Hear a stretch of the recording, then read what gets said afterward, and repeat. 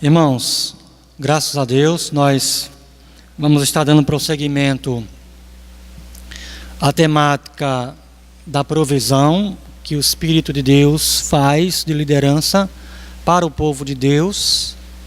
E dentro dessa temática, hoje nós queremos ver a provisão que o Espírito de Deus fez a partir da vida de Gideão. Eu gostaria apenas de ler um versículo aqui em Juízes, capítulo 6, verso 34.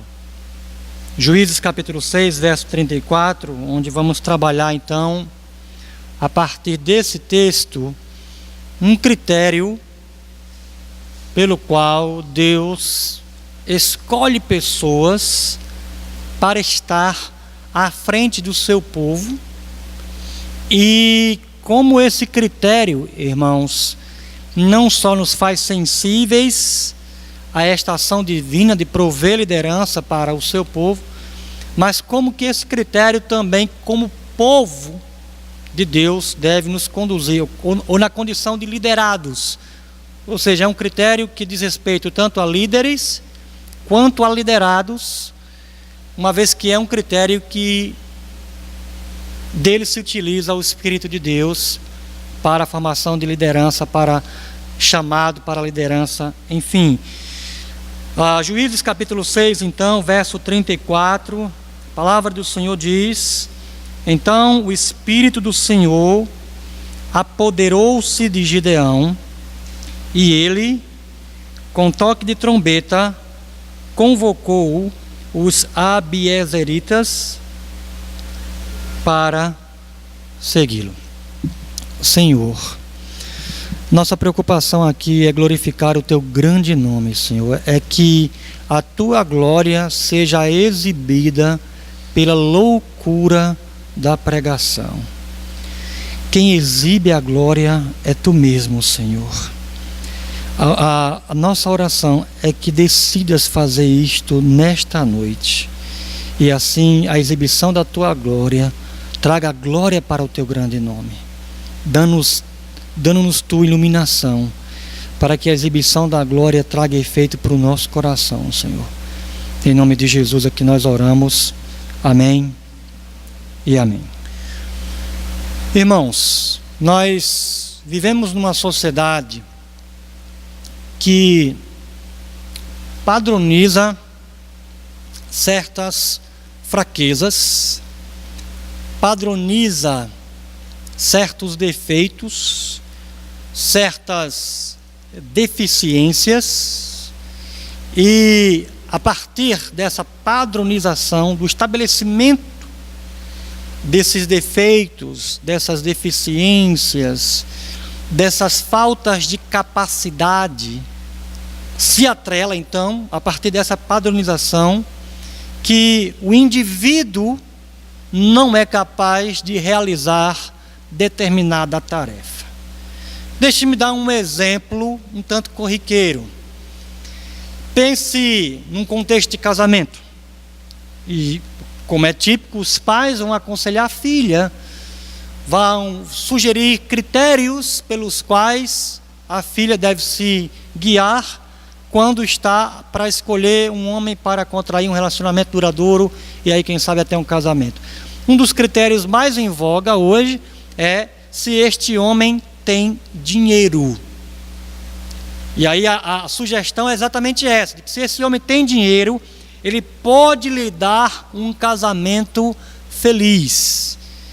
Obviamente que nessa sugestão, ou como essa sugestão é colocada, o inverso soa muito verdadeiro. Se ele não tem dinheiro, então a sua felicidade no casamento, minha filha, está certamente comprometida. Em outras palavras, não escolha um homem que não tenha dinheiro. Enquanto que eu ouvi, irmãos, um conselho de um pai para uma filha que eu nunca esqueci nessa área de casamento. O critério, ou os critérios que o pai havia estabelecido ou sugerido para a filha eram: minha filha, se este homem é honesto ou íntegro e trabalhador, ele tem tudo que você precisa para lhe fazer feliz. A ideia, irmãos, é que se alguém não atinge determinada sugestão de capacidade, neste caso, o ter dinheiro, ele não é capaz, então, de realizar determinada tarefa. Neste caso, então, fazer uma mulher feliz. O homem que não tem dinheiro não pode fazer uma mulher feliz. Embora nós vejamos constantemente que isso não é verdade. Vários relacionamentos, irmãos, que aceitam esse critério ou satisfazem esse critério, e você vê que é uma verdadeira insatisfação e desilusão, de forma que, no final das contas, aquele critério não se sustenta válido, como ele hoje está sendo, infelizmente, explorado por nossa sociedade. Você pode colocar isso de uma forma ligeiramente diferente. Pense, por exemplo, numa criança com síndrome de Down. A sugestão que se tem hoje, embora se há uma luta neste sentido para que se vença esse tipo de sugestão, a sugestão que se tem hoje é que, por exemplo, uma criança com síndrome de Down não pode estudar com as crianças ditas, mais uma vez, entre aspas, normais. Crianças com síndrome de Down têm que estudar com crianças de síndrome de Down. Ou crianças com deficiência de surdez, elas devem estudar com crianças surdas. Ou seja, elas não são aptas a estarem entre as ditas crianças normais.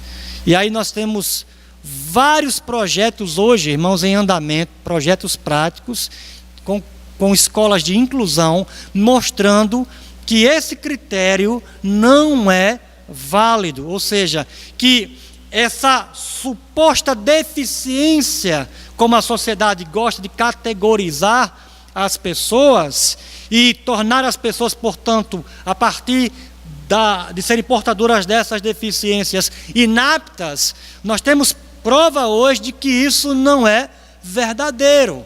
O fato é que, seja como for, se você concorda ou não, a sociedade ela vai estabelecendo certos critérios de capacidade ou de incapacidade, critérios onde são apontadas determinadas deficiências, e os portadores dessas ditas deficiências não podem cumprir determinadas tarefas, seja a tarefa de ser um bom esposo, seja a tarefa de dar um casamento feliz a uma mulher ou a um homem, seja a tarefa de estudar com crianças diferentes dela. O fato é que existem os critérios que apontam para a inaptidão para a realização de determinada tarefa. No entanto, não é apenas a nossa sociedade que sustenta esse critério ou essas categorias de capazes e incapazes, de normais e anormais, de pessoas aptas e de pessoas inaptas, por critérios que, no final das contas, irmãos, não se sustentam em si mesmos. Não é apenas a nossa sociedade que tem essa prática, a sociedade israelita também o tinha.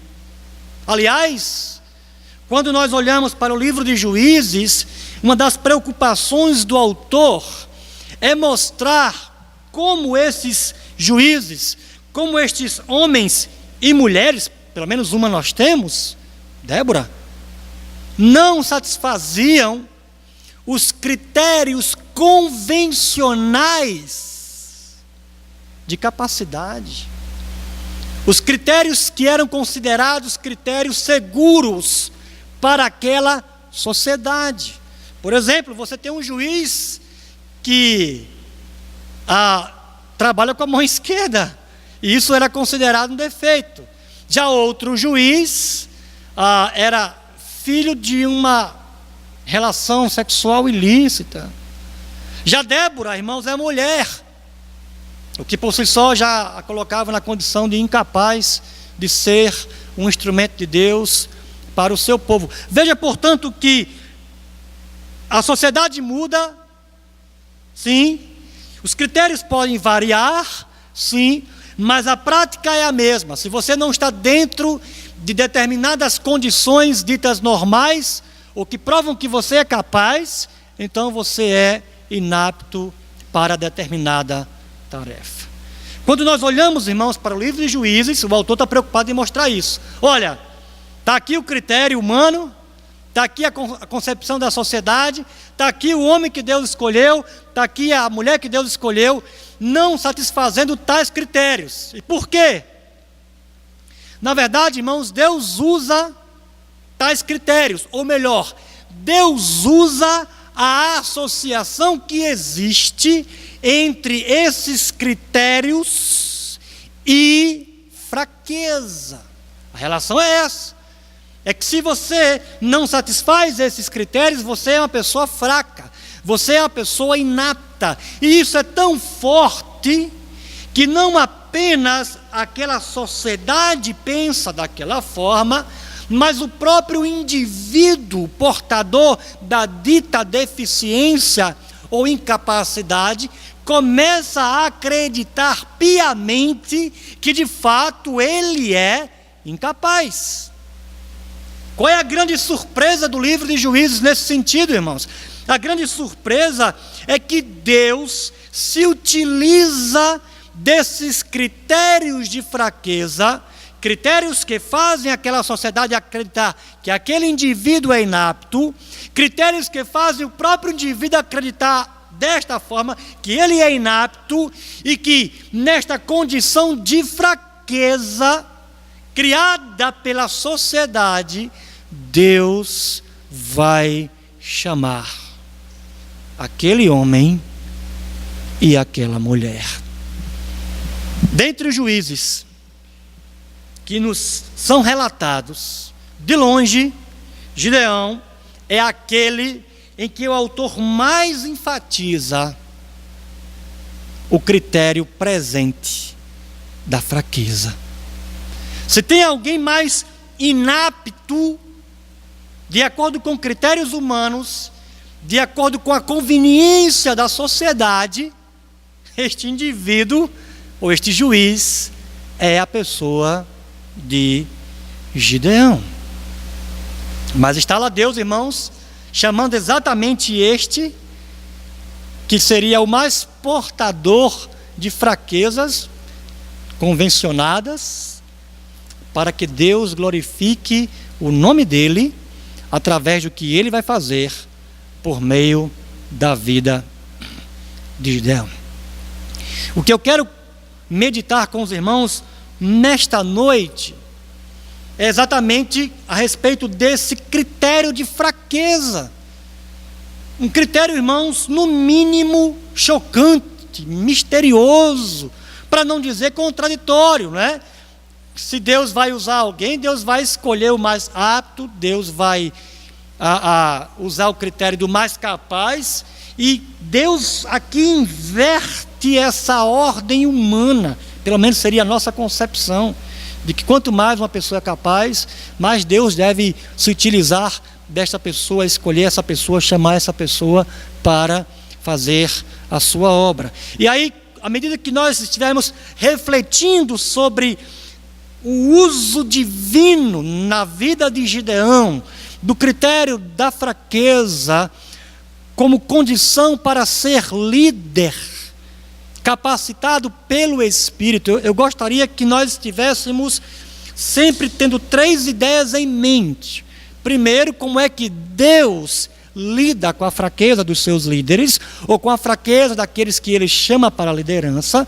Segundo pensamento que eu quero que os irmãos tenham em mente, como é que os próprios líderes devem lidar com suas fraquezas, já que esse é um critério divino, do qual Deus não abre mão, Deus vai sempre utilizar esse critério.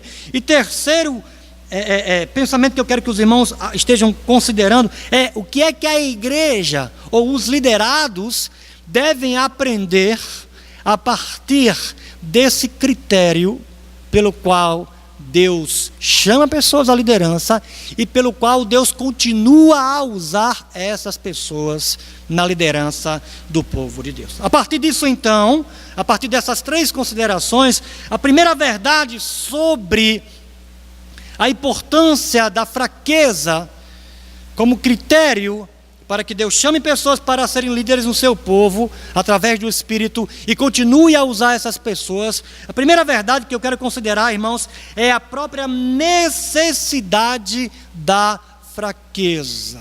Ou seja, quem vai ser usado por Deus tem que ser fraco. E aqui está Gideão, o menor da casa do seu pai.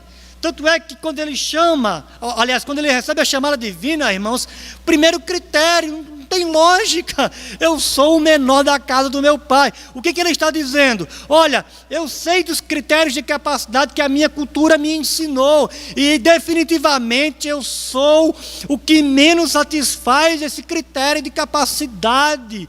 Eu sou cheio de fraquezas que a cultura faz questão de colocar na minha cabeça e no meu coração. Então, será que você veio a pessoa certa? Gideão, eu vim a pessoa certa? Exatamente porque você já começa atendendo a esse critério de fraqueza. Você precisa dela. Deus vai usar você, mas vai usar você a partir da sua fraqueza. A razão disso, irmãos, está no fato de que todos têm a inclinação para o auto-reconhecimento. Todos têm a inclinação, a disposição natural para bater palma para você mesmo. Quando os exércitos de Israel estão reunidos, Deus diz para Gideão: Gideão, tem muita gente aí. Se eu for usar Israel para dar a vitória a eles, com o número que tem aí, eles vão se congratular, eles não vão entender que fui eu. Tem muita gente aí, Gideão. E aí os irmãos já conhecem os detalhes da história, né? O número é reduzido até os famosos 300 de Gideões, que não tem mérito neles, irmãos. Um equívoco de alguns expositores. O valor não está nos 300, não. O valor está no número baixo que Deus vai usar para dar vitória ao seu povo, porque é aí que vai ficar claro para o seu povo que a vitória só poderia ter vinda de Deus. E antes que você ache que isso é um problema de alguns e não é um problema seu, eu quero lembrar-lhe do mais espiritual dos cristãos que já viveu na face da terra, do mais parecido com Jesus. De quem é que nós estamos falando, irmãos? Nós estamos falando do apóstolo Paulo, que foi ao terceiro céu, que acabou de fazer uma viagem celestial, irmãos, e quando volta, Paulinho, espinhozinho, Paulinho. Você pensa, né? Acabou de vir do céu, nossa, vem cheio de espiritualidade, vem totalmente consagrado ao Senhor. Meu irmão, espiritualidade tem seus perigos, viu? Intimidade com Deus, melhor dizendo, tem seus perigos, viu? Foi no céu, Paulinho, nosso irmão Paulinho, voltou com um espinhozinho, porque tinha que vir, irmãos, por causa das excelências das revelações, para que ele não se entendesse alguém especial da parte de Deus. Irmãos, nós estamos falando do homem que foi mais parecido com Jesus. Não pense, portanto, que com você vai ser diferente. Eu tenho o germe da autocongratulação. Eu tenho o germe do aplauso próprio. Eu tenho o germe da sugestão da serpente: sereis como Deus. Todos nós aqui temos. Como é que Deus começa, irmãos? Deus começa escolhendo líderes fracos, porque a fraqueza é uma necessidade. Na verdade, Deus não só escolhe líderes fracos, Deus não só se utiliza do critério da cultura, que meio que auxilia Deus, tornando pessoas fracas, fazendo pessoas se sentirem incapazes, embora sejam critérios muitas vezes, irmãos, que não são válidos no final das contas. Mas como está todo mundo dizendo, o que é que eu e você fazemos? Nós acabamos acreditando. possa ser que não seja todo mundo dizendo, né? Possa ser que seja só sua mãe dizendo, ou seu pai dizendo que você é incapaz, que você não pode, com declarações de que você não vai dar para nada na vida, e você cresce com esse sentimento de baixa autoestima. Seja como for que isso chegou aí no seu coração, Deus usa a sua compreensão de que você é um inapto. Só que Deus não só usa essa compreensão que foi colocada aí pela cultura ou pelos seus pais. Quando Deus chama alguém para a liderança, irmãos, Deus usará caminhos, ou Deus conduzirá essa pessoa a caminhos de enfraquecimento. Deus vai enfraquecer aqueles que Ele chama. Está no texto. Gideão, tem gente demais, Gideão. E aí Deus vai enfraquecendo o próprio povo de Deus, irmãos. Você pensa o contrário, não, Deus vai fortalecer, Deus vai aumentar o exército de Israel, Deus vai dar mais soldados. Deus está fazendo o processo contrário. Deus está removendo os recursos humanos. Portanto, meu irmão, nem se atribule. Está se sentindo fraco, a situação está deixando você mais fraco ainda. Saiba, Deus está no negócio. Porque quanto mais fracos, mais dispostos estamos a depender dEle e, consequentemente, a glória no final ser dEle. Segunda verdade sobre a importância da fraqueza, quando Deus escolhe pessoas para serem líderes, é o encorajamento na fraqueza. Ou seja, Deus está lhe dando um tratamento de fraqueza. Deus está enfraquecendo você, mas Ele quer dar a contrapartida. E qual é a contrapartida divina, irmãos? A contrapartida divina é o encorajamento. E sabe como é que esse encorajamento divino começa? Esse encorajamento divino começa, irmãos, quando Deus nos compreende. Deus não nos incrimina porque nos sentimos fracos, incapazes e de que a coisa não vai dar certo. Deus não nos incrimina, porque se tem uma coisa que acontece com Gideão o tempo todo, é esse sentimento de que não vai dar, que eu não vou conseguir. E Deus não está incriminando Gideão. Chega um ponto que Deus diz: Gideão, você ainda está com medo? Você está achando que a coisa não vai acontecer do jeito que eu estou falando? Você não está acreditando na vitória que eu vou dar a Israel? Então faça o seguinte, pegue o seu moço, desça para o arraial, para o acampamento dos midianitas, e lá eu vou mostrar para você que eu vou dar a vitória. E aí, como os irmãos já sabem o detalhe da história, o soldado midianita conta o sonho para o outro, e a conclusão do sonho, dada pelo próprio soldado, é: Deus entregou os midianitas nas mãos de Gideão. Ou seja, irmãos, Deus compreende o nosso sentimento de fraqueza sem nos incriminar. Muito pelo contrário, Deus responde ao sentimento de inaptidão que a liderança tem, ou que aquele que é chamado por Deus possa sentir, e trata deste sentimento. É como um ajuste divino, irmãos, sem que Deus nos incrimine. Ele começa nos encorajando, nos entendendo que somos fracos mesmo. E aí a segunda ação divina é quando Deus nos oferece confirmações. Eu não estou sugerindo aos irmãos que os irmãos vão fazer assim a prova de Gideão, da lã, né? Senhor, vai chover aqui do lado, vai molhar do lado, mas a lã vai estar sequinha. Agora, Senhor, é o inverso. Eu não estou sugerindo que os irmãos façam a coisa no mesmo estilo, ok?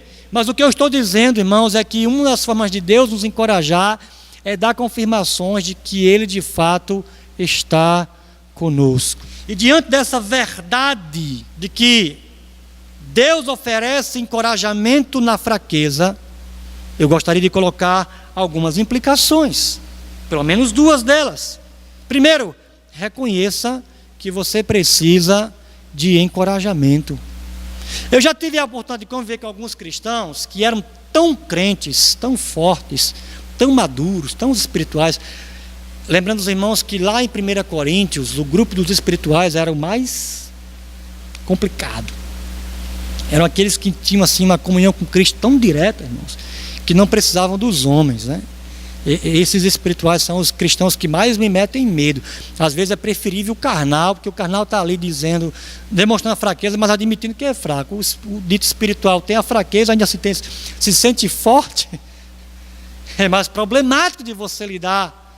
E aí veja, nós temos o nosso Moisés, vê lá a sarça ardente, como os irmãos já sabem, se aproxima, ouve a voz de Deus, entende que Deus está se revelando e tira a sandália dos pés. Irmãos, tirar a sandália dos pés era uma postura de escravo diante do seu senhor, pronto apenas para receber a ordem. Naquela postura, como se Moisés estivesse dizendo que bastava a Deus dar a ordem.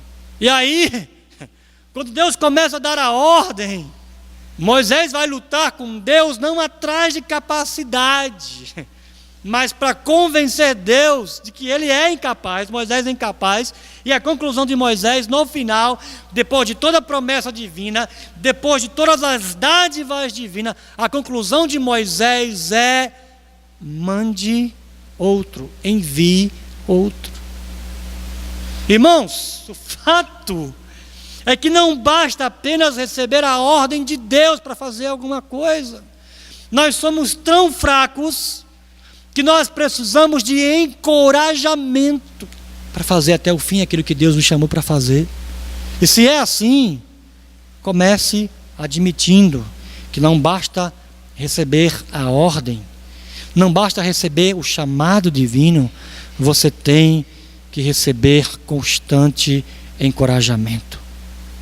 Segunda implicação é: busque esse encorajamento e crie expectativas de que o encorajamento virá, porque Deus entende nossas fraquezas, Deus entende as nossas disposições de desistir, e Ele é o mais interessado em nos dar encorajamento. Portanto, busque o encorajamento de Deus na expectativa de que Ele certamente dará. Terceira implicação, irmãos, sobre a importância da fraqueza quando Deus está chamando líderes para estarem à frente do seu povo, é a causa ou a fonte da própria fraqueza. A primeira dessas fontes, como eu já comecei a mensagem chamando a atenção para ela, são os critérios culturais, que vão estar aí em voga, dizendo para você que você não é capaz, seja por quais razões forem. Esses critérios culturais vão nos convencer de uma forma ou de outra que nós não somos capazes de fazer a obra de Deus. O segundo critério, irmãos, é o próprio Deus, ou a própria ação divina, pela qual Deus vai nos enfraquecer. Os espinhos divinos, os espinhos na carne, que Deus permitirá, as ações satânicas, que Deus vai usar para nos enfraquecer. Então esteja certo de que Deus também é a causa ou a fonte da sua fraqueza. Mas tem uma terceira causa, uma terceira fonte de fraqueza, que é fraqueza para o líder ou para a liderança, que é o próprio povo de Deus. Na nossa narrativa existe uma vitória inicial por parte de Gideão e dos 300. Nessa vitória inicial, eles estão perseguindo os líderes dos midianitas. 2 cidades podem oferecer ajuda, cidades israelitas, porque há uma perseguição. Os 300 de Gideão estão cansados, eles precisam comer, e Gideão chega para 2 cidades, Sucote e Peniel, e pedem que elas forneçam alimento para os soldados de Gideão. E elas dizem o seguinte: por acaso você já está com os príncipes dos midianitas em mãos? E o critério aqui é simples de entender, irmãos, humanamente falando. Devido à posição geográfica daquelas 2 cidades, elas não tinham a defesa do rio Jordão. Então, entre aspas, caso Gideão falhasse, assim que os midianitas recuperassem a sua força bélica, aquelas 2 cidades seriam alvo da retaliação dos midianitas. Então, humanamente falando, não é seguro oferecer, Gideão, ajuda a você agora. Enquanto você não estiver com os midianitas, ou melhor, com a liderança dos midianitas nas mãos, nós corremos risco. Nós não estamos numa condição de segurança que nos permita oferecer ajuda a você. Irmãos, aquilo enfraqueceria os 300. Afinal de contas, você está correndo, está lutando e ainda não está sendo alimentado, a coisa vai ficar cada vez mais difícil. Uma dificuldade que certamente vinha de Deus. Como eu disse, Deus vai estar enfraquecendo Gideão até o fim, para que a vitória seja atribuída a Deus. Mas uma das causas desse enfraquecimento era a preocupação que o povo de Deus estava tendo, muito mais com a própria segurança do que o envolvimento com o que Deus estava fazendo. Porque, irmãos, diante de tudo que já tinha acontecido, diante da vitória dada, diante do número reduzido, são apenas 300 homens, botando mais de 30 mil para correr, infringindo vitória, irmãos, a mais de 30 mil. Não tem como isso está acontecendo, a não ser que o que esteja acontecendo seja uma obra de Deus. Aquelas duas cidades sabiam que o que estava acontecendo era de Deus, portanto, o risco era seguro.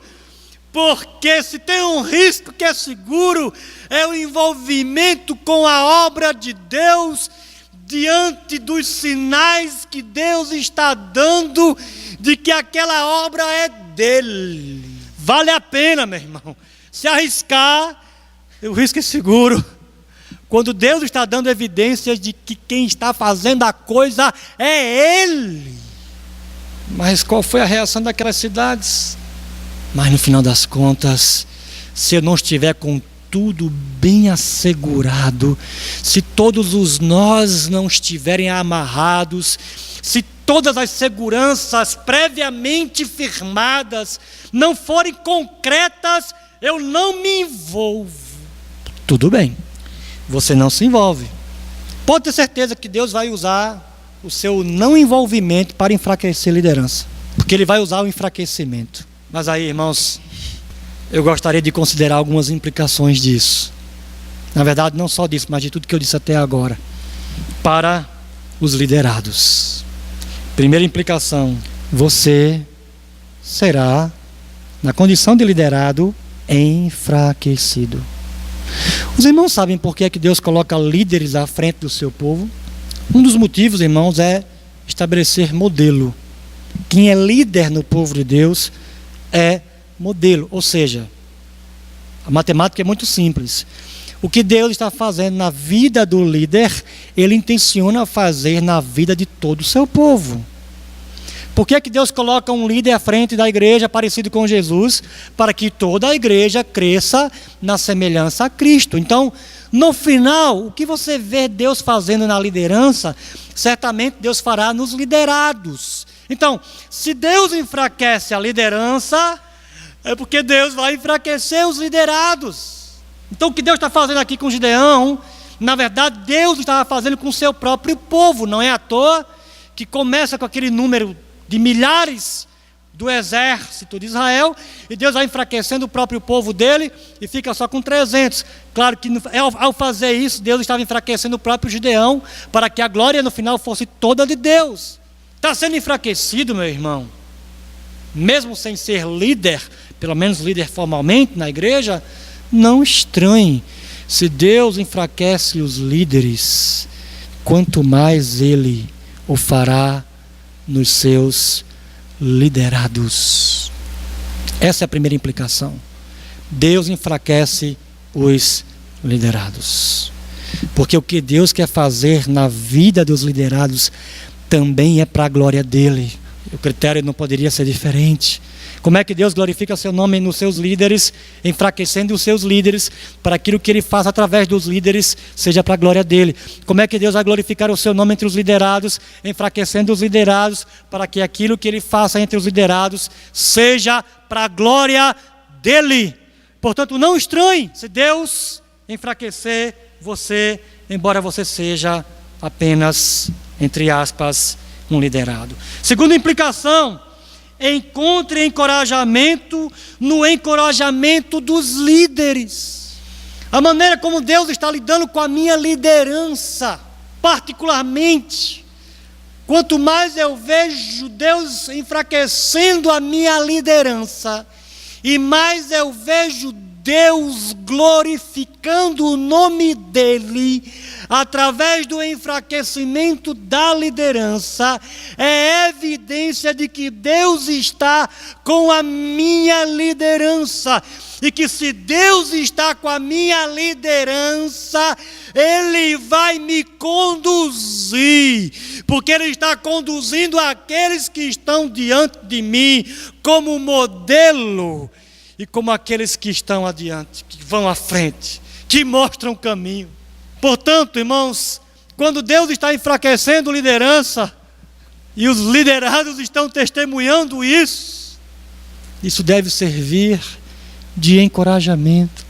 Quanto mais Paulo trazia as marcas da cruz no seu ministério, quanto mais humilhado Paulo era pelo sofrimento, quanto mais rendido a Deus, quanto mais dependente, mais o poder de Deus era exibido na vida de Paulo, irmão. Você não quer uma liderança exibindo o poder de Deus? Os irmãos querem uma liderança exibindo o poder de Deus? Saibam, para que isso aconteça, Deus vai enfraquecer a liderança. E se isso está acontecendo, meu irmão, isso é para encorajar você a entender que a obra é de Deus. Cuidado para não avaliar a liderança com critérios humanos, que não são critérios que Deus usa para mostrar que Ele está com um grupo, como Ele queria mostrar a Israel, que Ele estava com Gideão. Como é que Ele fez isso? Ele fez isso enfraquecendo Gideão, enfraquecendo o exército. Mas foi exatamente ao fazer isso que os israelitas deveriam ter tomado encorajamento. Nos encorajamentos através da fraqueza que Deus dá aos líderes. Terceira e última implicação: não seja motivo de fraqueza para a sua liderança. É fato, irmãos, que quando crentes, quando liderados colaboram para que a liderança na comunidade local se enfraqueça, Deus vai usar o que você está fazendo.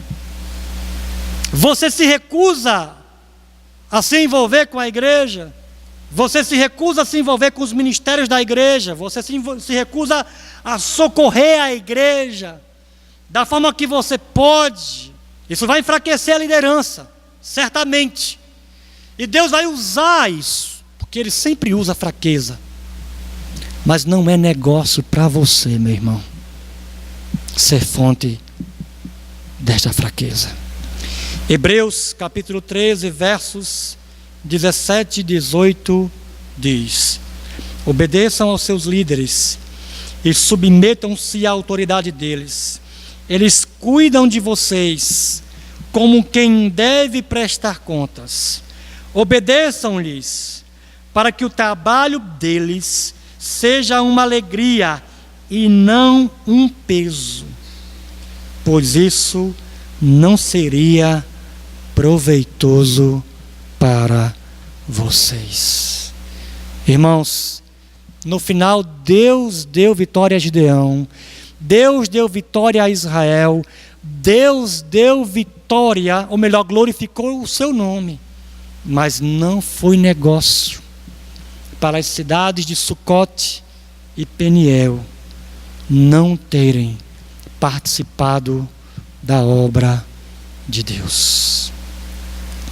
Quando você intensifica a fraqueza da liderança do povo de Deus, por deixar de se envolver com a obra de Deus, Deus ainda vai glorificar o nome dele, mas certamente isso trará prejuízo para você. Você é liderado? Qual é o conselho bíblico? Seja um instrumento de fortalecimento para a liderança do povo de Deus. Você é liderado? Que Deus use você como recurso para encorajar a liderança, porque a liderança pode contar com você, e não o contrário, meu irmão. Porque aí certamente você sabe que vai estar sendo um instrumento de Deus e não estará, pelo contrário, atraindo o juízo divino sobre si. Vamos orar? Senhor, Tu és um Deus misterioso, Senhor. Um Deus que atua por caminhos estranhos, caminhos esquisitos, paradoxais. Quando pensamos, Senhor, que Tu vais nos encher de recursos, Tu nos enfraqueces, Senhor. Quando pensamos que certamente haverá muitos para nos ajudar, Tu nos priva desses muitos. Tu nos deixa com um sentimento cada vez mais forte de que não vamos conseguir. Tu aumenta a nossa convicção de que somos inaptos. Mas Deus, é aí que está a demonstração de que Tu queres fazer uma grande obra. É quando Tu intensifica a nossa fraqueza, seja na condição de líderes ou de liderados. É quando, Senhor, Tu intensificas a nossa fraqueza, que queres nos revestir do Teu Espírito. Portanto, Senhor, nos ajuda, seja na condição de líderes ou de liderados, a ver a fraqueza como um grande recurso divino. É quando estamos fracos que podemos ter a certeza intensificada de que Tu estás por fazer uma grande obra. Senhor, se é assim, que possamos encontrar encorajamento em nossas fraquezas, como disse Paulo, e louvar o Teu grande nome quando nos sentimos fracos, porque esta é a bandeira de que Tu farás uma grande obra e de que Teu nome será muitíssimo glorificado através de nós. Obrigado, Senhor, por nossas fraquezas. Obrigado, Senhor, quando pessoas que deveriam nos assistir fogem, fracassam, dão para trás, porque nos sentindo fracos assim, desprovidos assim, é que somos colocados de joelhos diante de Ti, para que a Tua glória seja intensificada. Nos ajuda a perceber isso dos nossos momentos de fraqueza. Em nome de Jesus. Em nome de Jesus. Amém e amém.